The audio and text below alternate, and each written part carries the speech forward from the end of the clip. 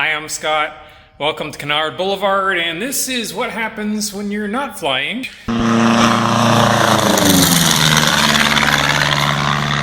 When it comes to airplanes, there's a fair bit of maintenance that goes on.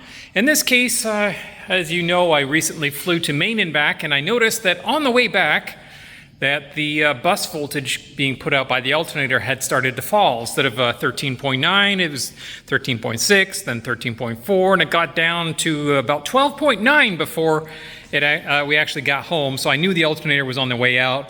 When I got down and took it apart and tested it, and sure enough, that alternator, which is this alternator right here, was failing. Actually, it was the voltage regulator built into it. So that had to go. I had to find a new alternator. They don't make that one anymore, so I found one that was from the same manufacturer. It's a little bit different. It's a 60 amp instead of a 40 amp, but that's the new alternator in there, so it's ready to go. And of course, when I pulled that out, I found that one of the brackets that mounts it up in there, the weld was broken, so I had to get that re-welded. So, you know, one thing leads to another. The other problem I had was the EGT probe on cylinder 3 dropped out, so I was getting flaky EGT readings. So I ordered a new EGT probe, and I took out the old one. There's the old one there. Went out for a test, and guess what? It didn't fix the problem. It turns out the problem was actually in a connector in the very back there. As you can see, that connector that I have loose, that's pulled off of there, that was the actual problem. So I am in the process of building a new connector here to replace that connector that has failed. What else is going on? I did put in a second contactor. When I installed the new alternator, if you can see there's a second contactor up there. That, when I turn off the alternator field, you can see it actually physically disconnects the alternator from the battery, because if the voltage regulator inside the alternator were to fail in a way that you can't, if you shut off a field current up here, it could potentially still be putting current out into the battery. And if it's failed in a way that it's over voltage, you know, putting too much voltage in, it could fry $15,000 worth of avionics. So I need to be able to make sure that when I shut off the alternator field, it physically disconnects the alternator from the rest of the airplane. So that's what that new contactor right there is doing. On top of that, I have some new stuff to put in. I have a new backup battery that is an EFIS backup battery, and a full-time charge circuit. So that is going to go up in here. And what that is for is so that if I lose all power, the alternator dies and the battery dies or what have you, if something goes horribly wrong, I can turn this little EFIS backup switch there, and it will power my avionics from that little battery. The circuit was there already, but it was this lead acid battery over here, and it is dead. So that is going away. I've got a nice lightweight lithium one, and also that battery, there was no way to charge it, so you had to like take it out of the airplane, charge it manually, and put it back in. So now, anytime the master is on, this battery charger maintainer will top up this battery, and it also isolates it so it can't backfeed. And that way, it keeps this battery charged up, and if I ever need it, I just flip that switch and it runs all the EFIS off that backup battery. As an added bonus, one of the things I don't like about this airplane is that you can't turn on the avionics until the engine is started. That's not great, because you don't get avionics for about 30 seconds after you power them up, which means for the first 30 seconds, you have no idea whether you have oil pressure or not. That's not good. So being able to just flick that switch on, get my avionics running, and I can see that I can get my engine instrumentation on here, then I can start the plane and immediately see that the oil pressure is coming up. And then once everything is working, then I can bring up the radio, this master, and shut that one off, and everything should be good. So that's the plan. The last thing I brought that's going in here is this crowbar circuit switch, And this is, again, for the alternator. It is an overvoltage protection. So what it does is when you turn on the alternator field, you can see over here, where is my alternator? Alternator field breaker right there. So what happens is it monitors the voltage, and if it gets above, I think it's 16.1 volts. Yep. If it gets above 16.1 volts, which means something has gone horribly wrong with the alternator regulator and it's putting out way too much voltage, instead of, again, frying $15,000 worth of avionics, this thing trips and it kicks that, it trips the avionics circuit breaker, kills the field circuit to the alternator, and the alternator drops offline, and now you're running off battery. I do have a warning light that I'm going to put up here for if that were to happen. That's in the works as well. A lot of this is done already. I'm still working on the connectors. That's a work in progress. I'm hoping I'll get that tonight and get this installed and give this a test and see how it's working.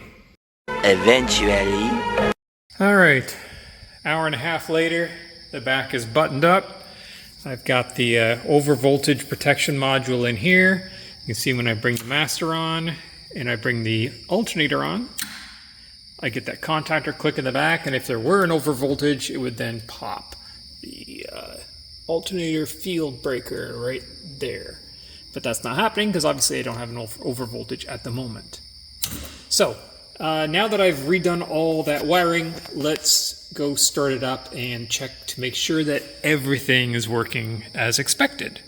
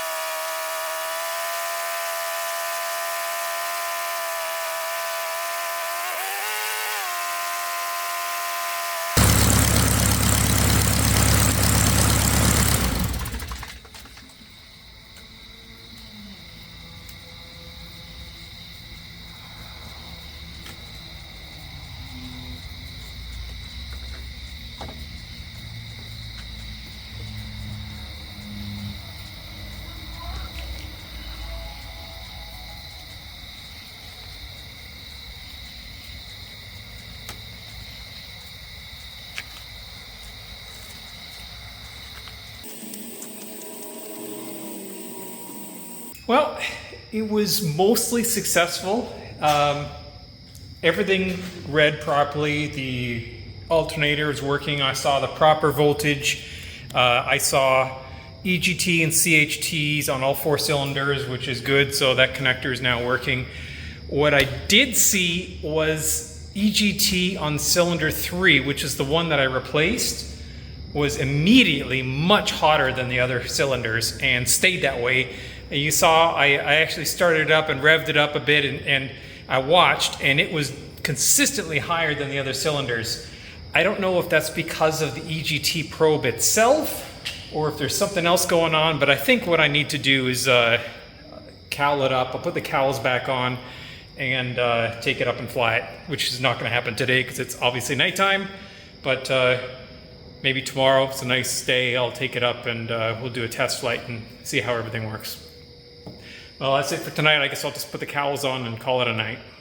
Oh, and I also installed this Koger sunshade here.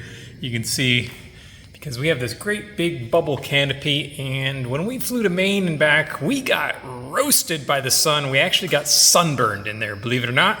So this sunshade, you can retract it there, or it pulls down. You can see the rail there, and it pulls down to about there, so you can still see out just fine, but you're covered from the sun from above. Tomorrow.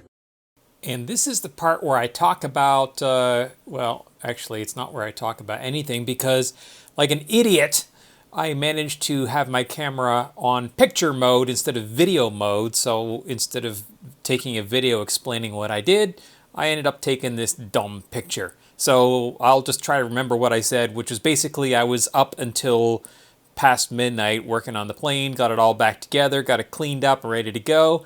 And today we're going to take it up and test out the EGT and test out the alternator, and we're going to do a GAMI spread test as well as see if we can get some numbers for a descent test. So we're going to pull it back to the best glide speed at idle and see how many feet per minute we descend, because I need to put that into the G3X because it's not currently programmed in there. So let's take the plane out and go for a flight.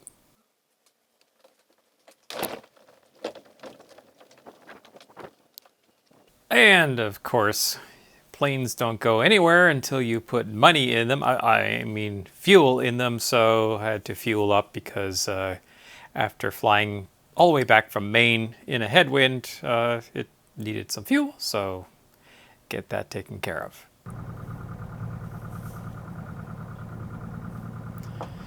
You will notice the undulations of this runway. It's seen some better days, so whenever I do take off from 3.6, you'll see quite a bit of bumping and grinding as the nose wheel hits some of the undulations in the runway.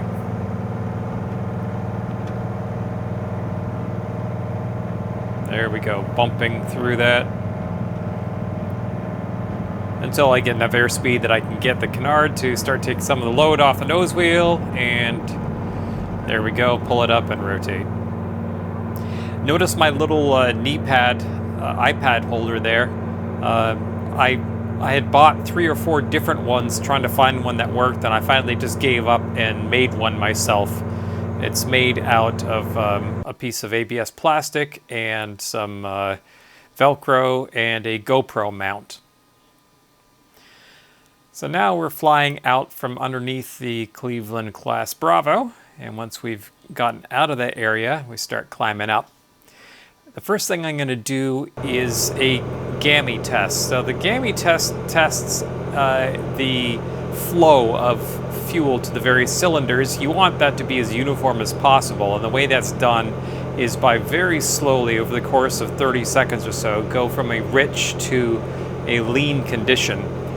The G3X is logging in its data log once per second this procedure. It logs that all the time, so you can see the temperature starting to fall back there, and you do that several times. And I'm doing that because I put a new smaller injector restrictor on cylinder 2 because it was causing my GAMI spread to be too high, too wide, so I was using more fuel in cylinder 2 than I really needed to.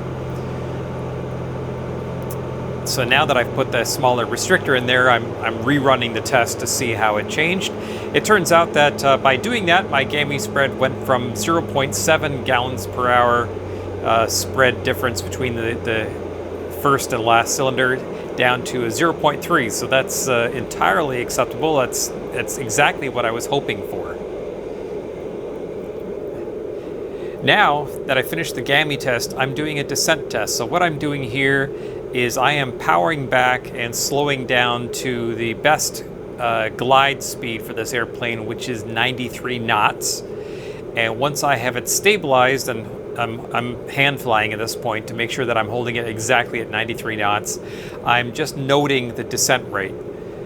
And it turns out that at the best glide of 93 knots, my descent rate is 750 feet per minute.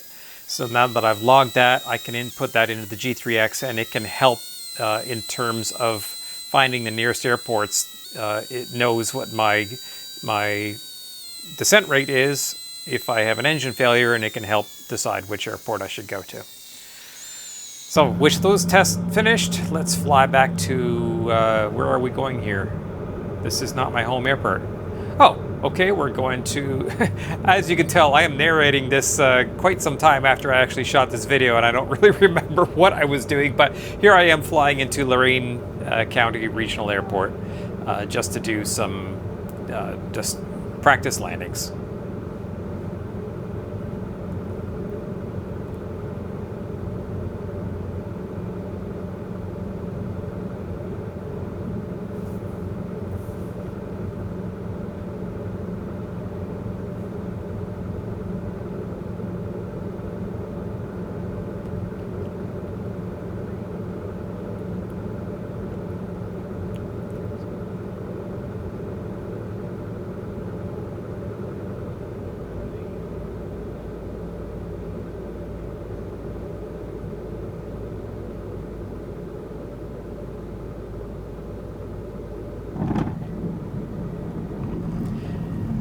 As you can see there, I definitely pulled the speed back, and I was able to get the means on and hold the nose off until I lost enough speed that the Canard quit flying. So that's exactly what I was trying to do, and I'm just trying to practice to make sure that I can do that consistently. So let's go around and try that again.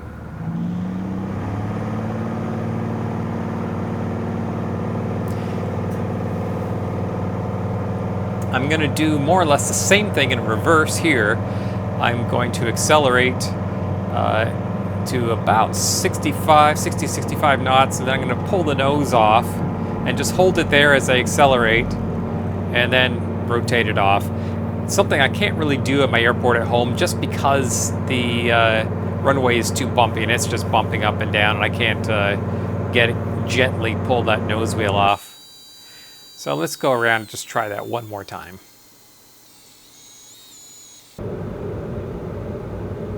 As you can see, the smoke down below gives a really good indication as to what is happening with the wind on the ground. And from that smoke, you can see that I have a fairly decent crosswind from the left, which is from the north. Because that smoke was coming out pretty much sideways.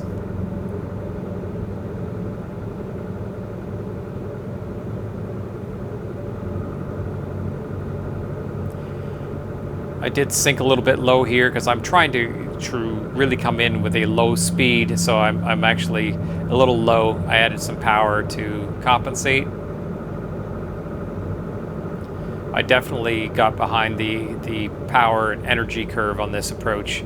I'm really just bracketing, trying to see what the best approach speeds and descent rates are. Once again, holding it off till the mains touch. And I was slow enough that pretty much when the mains touched, the nose wheel came right down as well.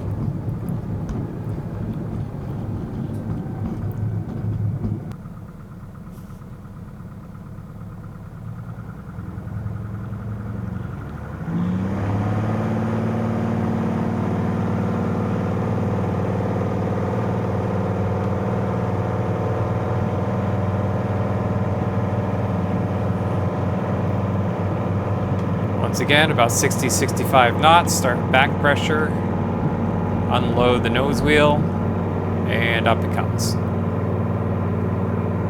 Rotate at 70. I'm on my own, so I rotate about 70 knots. And of course then, once I have that positive rate gear coming up, it is starting to get dark. I don't really like going into my home airport in the dark because there's a lot of trees, even though it is lit.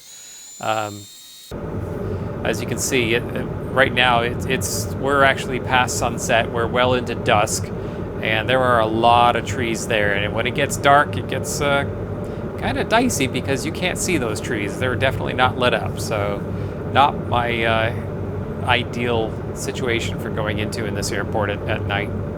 I did turn on the pilot-controlled lighting so you can see the runway lights on.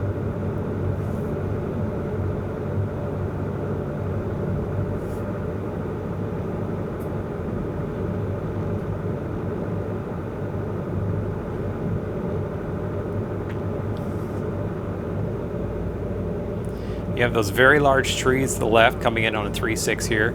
Then you have another set of trees. Right behind that is a high voltage power wire, then the road. And here's our displaced threshold and the runway. And I did kind of just drop that in because I realized I'm starting to use up some runway floating, simply because you do have to kind of dump it in after you come across those trees. Well, test flight went fairly well. I actually went out and did quite a bit more than I originally had expected I was going to do. All the temperatures look good. That EGT that I was worried about, it's perfectly fine. Alternator voltage is working perfectly.